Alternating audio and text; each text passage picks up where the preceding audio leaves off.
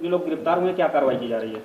ये आज 3 साइबर ठग पकड़े गए हैं। हमारी साइबर थाने की टीम ने पकड़ा है क्षेत्राधिकारी मंझनपुर के सुपरविजन में।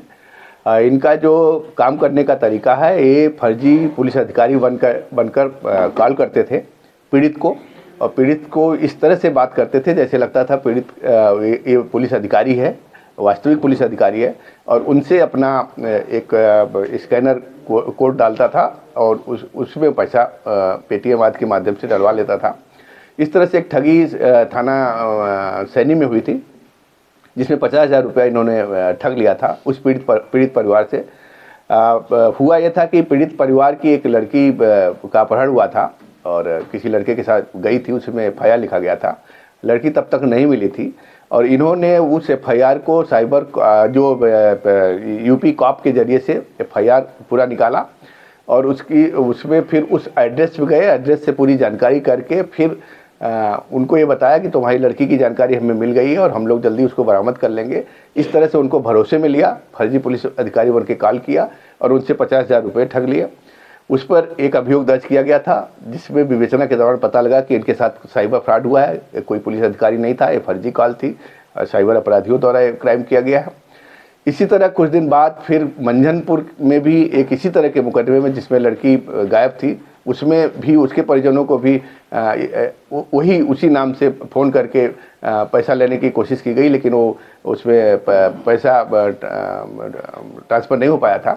तो ये पूरा तीनों गैंग तीन मेंबर इस गैंग के पकड़े गए हैं। ये रहने वाले MP बॉर्डर और झांसी जनपद के हैं।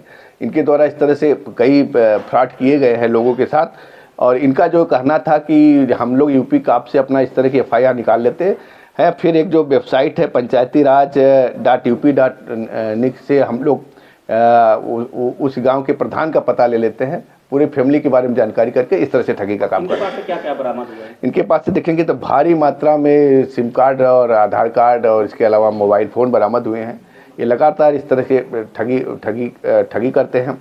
जो जिस अकाउंट में पैसा होता है वो उसको भी इसी तरह से प्रलोभन देके उसको तैयार कर लेते हैं कि तुम्हारे अकाउंट में पैसा आएगा और उसमें 10% तुम्हारा हो जाएगा, और वो सभी यहाँ पे तीनों पकड़े गए हैं।